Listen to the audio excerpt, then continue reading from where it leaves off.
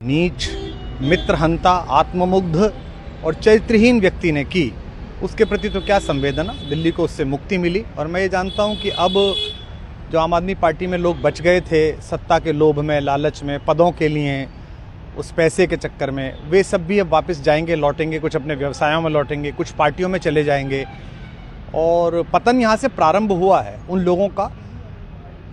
मेरे लिए कोई प्रसन्नता का और दुख का विषय नहीं है, मैं बीच में खड़ा हूँ। प्रसन्नता इस बात की है कि करोड़ों लोगों ने आशा लगाई थी, करोड़ों लोग अपनी नौकरियां छोड़ के आए थे, व्यवसाय छोड़ के आए थे, दुश्मनियां ली थी लोगों ने।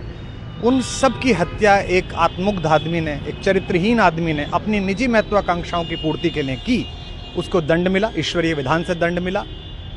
प्रसन्नता इस बात की भी है कि न्याय हुआ।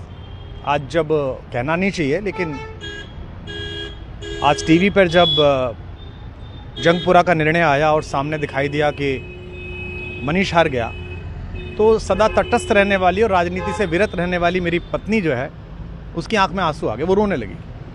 क्योंकि उसी से उसने ये कहा था कि अभी तो है ताकत, और उसने कहा था भैया ताकत सदा तो नहीं रहती। तो ये अहंकार आशा करता हूँ अगले लोग नहीं करेंगे, जो बाकी दल है वो नहीं करेंगे, इससे सबक लेंगे। और दिल्ली के नागरिकों को मैं अच्छे शासन के लिए बधाई देता हूँ। अब भारतीय जनता पार्टी अपने नेतृत्व में सरकार बनाकर दिल्ली के जो दुख थे पिछले 10 वर्ष के, उन्हें दूर करे।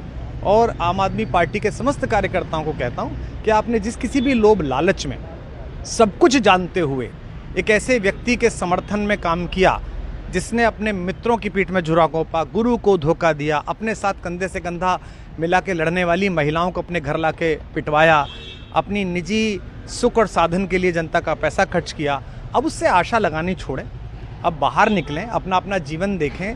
मुझे राघवेंद्र सरकार राम की कृपा मिली, जिनका ये घर है, जिनकी कृपा से मैं यहाँ खड़ा हूँ। मुझ पर कृष्ण कृपा हुई कि मैं इस निर्लज्ज सर्कस से बाहर आ सका। मैं उन सब से भी अच्छे भविष्य की कामना करता हूँ कि वो कोई गंदगी ना फैलाएं कहीं भी, वो लौट जाएं अपने शिविरों में।